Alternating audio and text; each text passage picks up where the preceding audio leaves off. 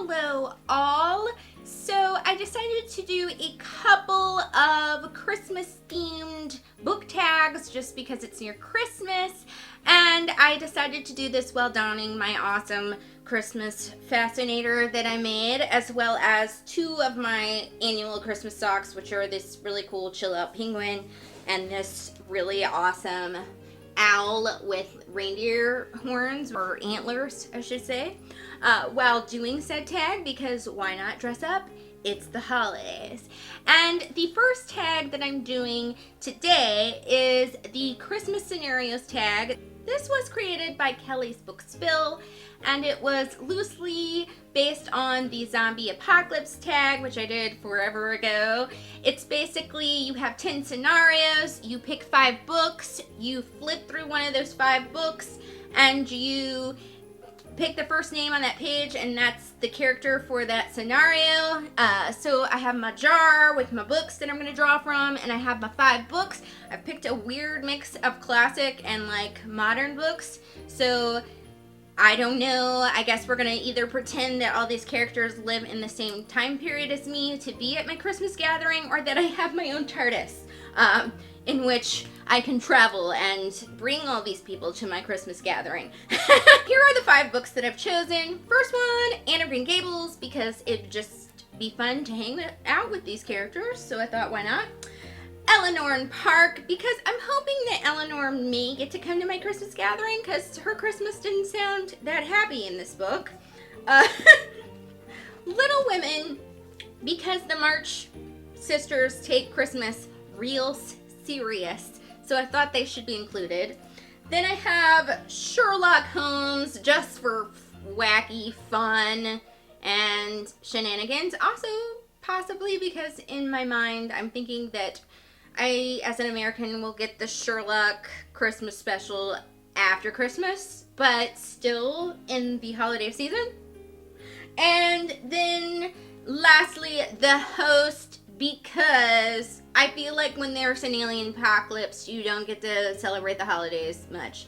So I felt like the character should get the opportunity to maybe celebrate. I'm going to pick the first book that will fit the first 2 scenarios on this list out of my jar. And I got The Host. So I'm going to pick up The Host out of my pile. The first scenario is the family member that brings the terrible fruitcake to the Christmas dinner. So let's see how this goes. And the first character's name that I see on here is Jeb. And I totally believe that Jeb would bring a really bad fruitcake. He's just kind of a fun older dude that would be fun at the party, but he strikes me as more of like, hey, I know how to grow food more than I know how to cook food. So I totally believe that Jeb would bring that nasty fruitcake to the dinner. The next scenario that will also come from The Host is the person who peeks at the Christmas presents before Christmas. So let's see what is happening here, who is gonna, and the first name that I see is Melanie, and I totally see Melanie sneaking and peeking at some presents, because she's very curious and she's very outgoing, and I could see her just going, ha ha, wonders what's, I'm just gonna like maybe open it and sneak and then wrap it up again. So those two actually fit really well. Okay, next book for the next scenarios, and we have Eleanor and Park. Third scenario is the person who always gives the worst gifts. So, the first name, this is not a character in the book. This is actually a musical artist, so we're not going to count Patti Smith. But the next name that I see on here is Eleanor. That's an actual character in the book.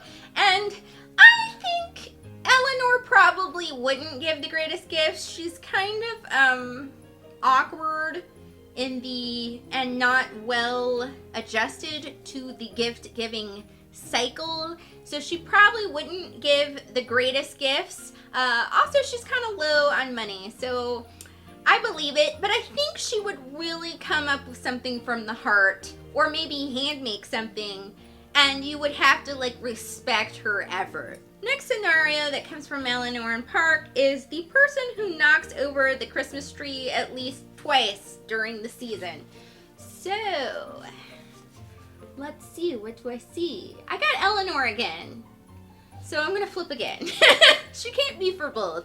Poor Eleanor, bless her heart. Oh my gosh! Still Eleanor. Okay, so Richie is at the top of this page, and I believe it, because he's totally a jerk, and I think he would knock over the Christmas tree either because he was drunk or because he was doing it on purpose. Richie is Eleanor's deadbeat stepdad, by the way, so he would not be invited to my party because he would just make everybody unhappy, I think, and that's not happening.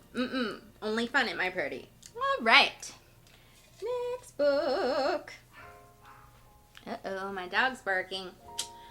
We have Little Women next. Next we have the Scrooge / Grinch person that has no desire to have anything to do with Christmas. So let's see what happens. And it is Joe. Joe, that one didn't fit. That one doesn't fit at all because Josephine March is pretty much all about the Christmas play and the Christmas. Although I could see if she was not in her best mood, getting kind of a little grumpy about doing Christmas. But I can't see her like full on hating on Christmas. So yeah, well, one off. You know, we can't have it all right. Next we have the Christmas fanatic that puts up the decor, you know, right on November 1st, like they are all about Christmas. We need a little Christmas. That would be Amy, and I would believe that because she is very artistic, and I could see her like handcrafting her own decor and maybe drawing some epic Christmas scenes to hang up on the wall and just getting real fun and artistic with it. So I believe that Amy would be the Christmas fanatic about it, and she would probably be, you know, doing whatever she could to make it a fancified Christmas. A couple more books in here. Next we have Anne of Green Gables for the next two scenarios, and for this we have the person constantly trying to catch people under the mistletoe. So let's see how that goes. And it would be Gilbert Blythe. I could see him kind of trying to kiss people under the mistletoe, so I guess that's believable that Gilbert Blythe would be trying to chase people under the mistletoe, because he's got a mischievous side under his, you know, honorable, cute awesomeness. Next we have the person that is always wearing the crazy Christmas sweater. And for that, it would be Anne Shirley, and I could believe that Anne Shirley would get really into the spirit and find like the craziest, strangest Christmas sweater that just has like everything creative to do with Christmas on it. I think that is super believable for some reason. I could see Anne just finding, she'd have to wear green though because she's a redhead, and she probably would be like no to the red's Christmas sweater, but a epic green sparkly sweater would be like right up Anne's alley.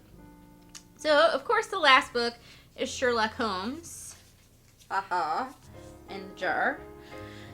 And for this we have the person who knows the lyrics to every Christmas song. I'm getting an image and it's cracking me up already. Because there's lots of cases in Sherlock Holmes, if I don't know the person's name, like I can't remember who they are, I'm going to just pick a name of somebody that I know who they are second time. So the first one that I see is Holmes. So Sherlock is the guy who knows all the lyrics to the Christmas songs. I believe that he would know all the lyrics because, you know, that's what a mind palace / memory palace is for. And in the book, he actually stores all sorts of information in what he calls an attic in his mind. So I believe that he would know the lyrics to every Christmas song. I just don't believe that he would sing it. Like, I can't see him embracing the, like, ooh, let's gather around the piano and sing some Christmas tunes. Like, no. But he would know them. Lastly, we have the person who burns the Christmas ham every year and always has to order in Chinese. So let's see who this shall be. And technically, it says the woman is the first thing on here. That isn't Sherlock Holmes because I've already picked Sherlock. And the woman is basically Irene Adler. So I'm going to go ahead and say that it's Irene Adler. And I totally believe that Irene would burn the Christmas ham because she's too, you know, involved with her crazy shenanigans. So I believe that Irene would totally burn the Christmas ham. And she probably would do it on purpose just so that she could order in Chinese food. If back in the day they could order in Chinese food, she would probably just run away and, you know, steal somebody else's Christmas dinner instead of ordering in anything. That's her way. So that is it for the Christmas Scenarios book tag. Thank you for watching. Happy Christmas or Merry Christmas or Happy Holidays, whatever you want to go with. And I will see you later. Bye!